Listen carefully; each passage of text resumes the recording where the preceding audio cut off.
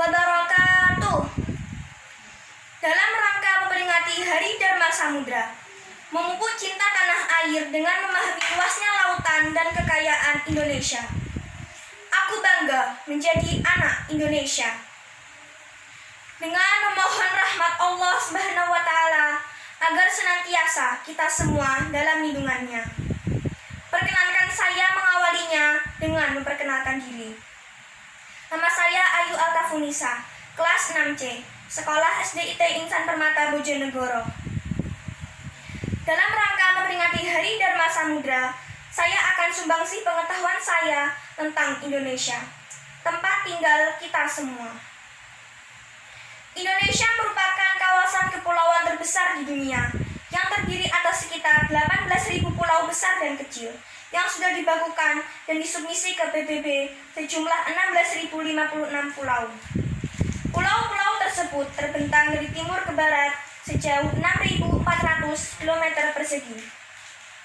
Garis terluar yang mengelilingi wilayah Indonesia adalah sepanjang kurang lebih 81.000 km persegi dan sekitar 80% dari wilayah ini adalah laut. Dengan bentang geografis tersebut di atas, Indonesia memiliki wilayah yang sangat luas, yaitu 1,937 juta kilometer persegi daratan dan 3,1 juta kilometer teritorial laut serta luas laut ZEE atau zona ekonomi eksklusif 2,7 juta kilometer persegi.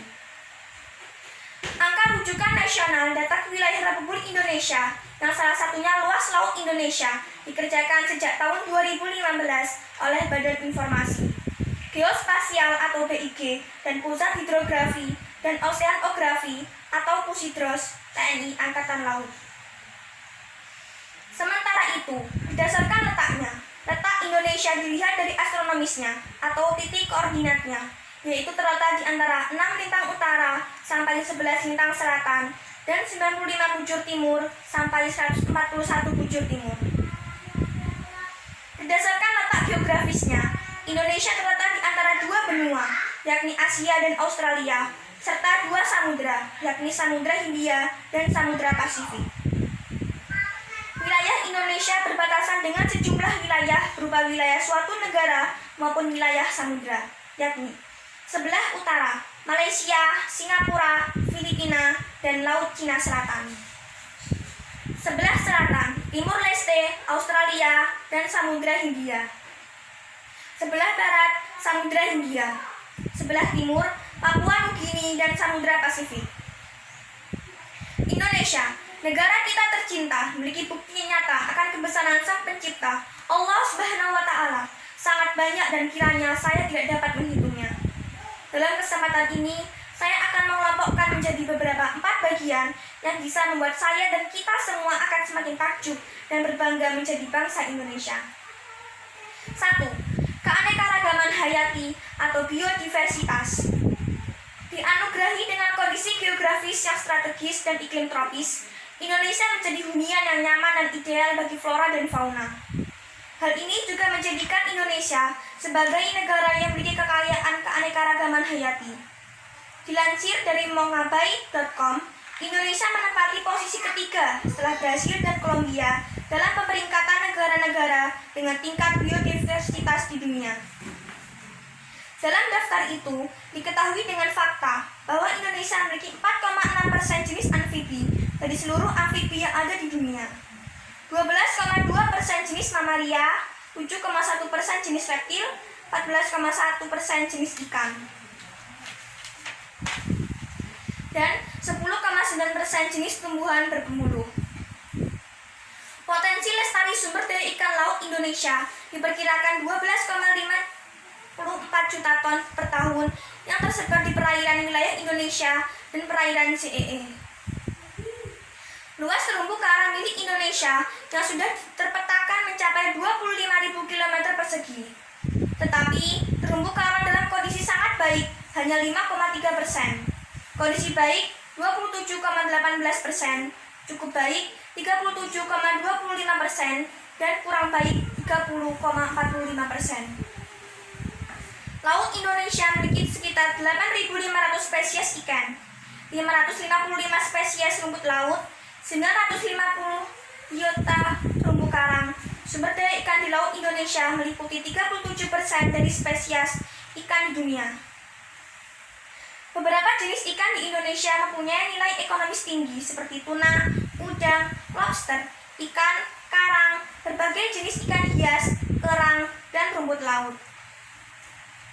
Potensi subsektor kelautan yang masih bisa dioptimalkan adalah industri maritim, bioteknologi, jasa kelautan, produksi garam dan turunannya, biofarmakologi laut, pemanfaatan air laut selain energi, pemasangan pipa dan kabel bawah laut, serta pengangkatan benda dan muatan kapal tenggelam.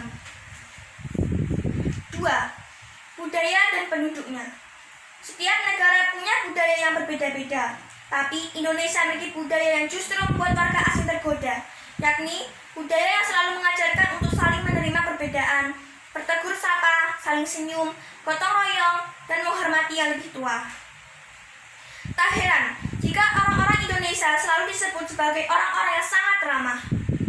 Berdasarkan survei yang dilakukan Road Quizzes, salah satu web yang menyajikan panduan untuk berpetualang ke negara-negara asing bagi para petualang, terungkap bahwa Indonesia menempati posisi ke-6 dari 10 negara yang nyaman dikunjungi karena penduduknya yang ramah dan ringan tangan.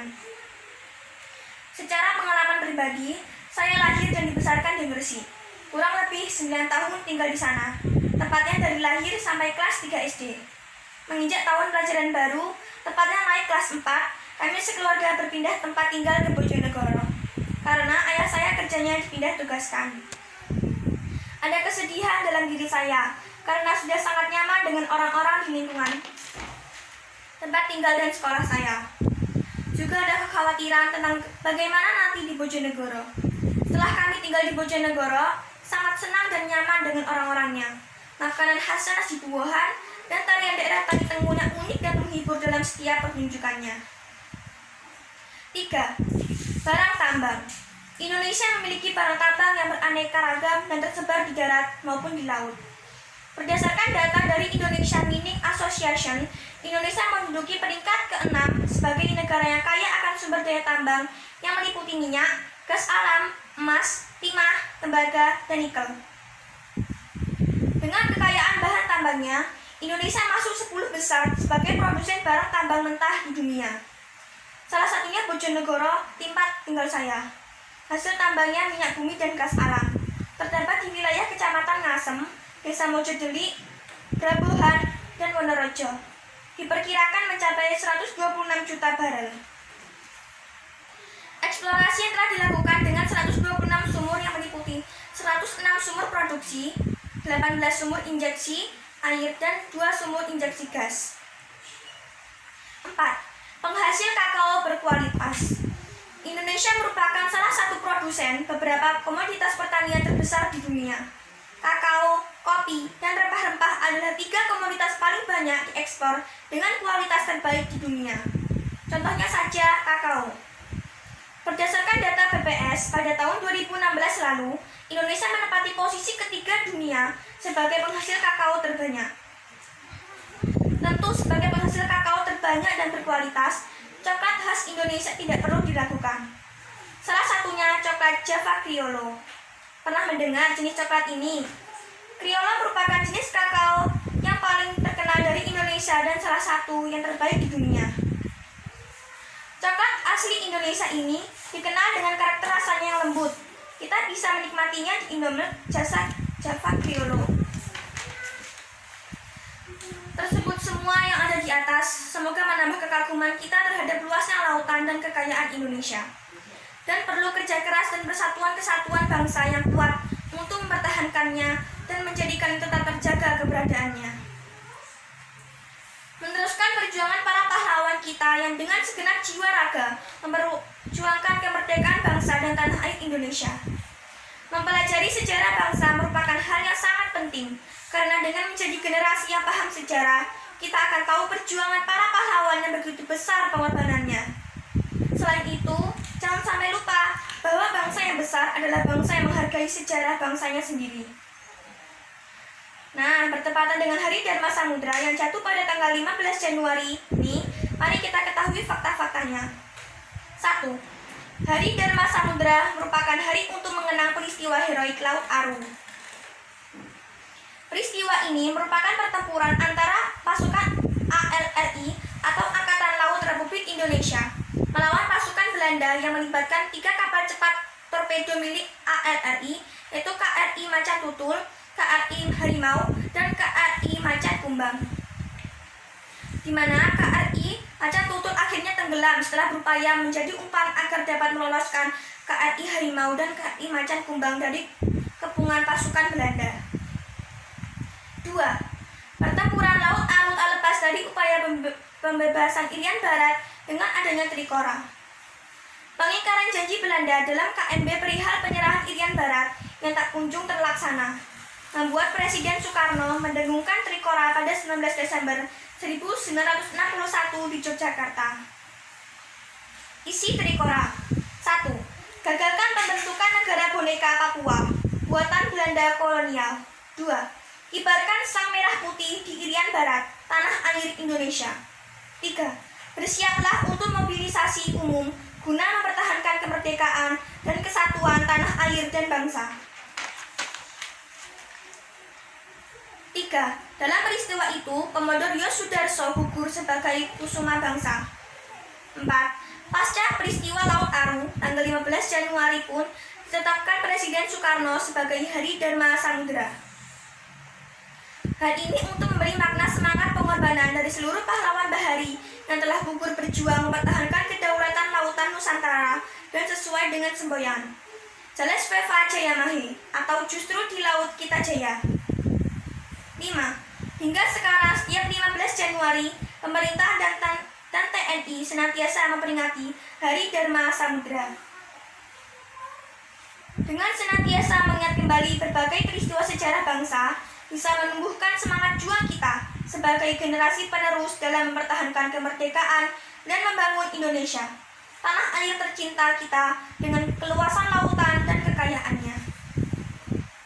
Semoga Allah Subhanahu wa Ta'ala memberikan rahmatnya kepada kita sehingga bisa tumbuh besar menjadi pahlawan-pahlawan masa depan dalam memajukan Indonesia dan mesejahterakan rakyatnya. Amin. Wassalamualaikum warahmatullahi wabarakatuh.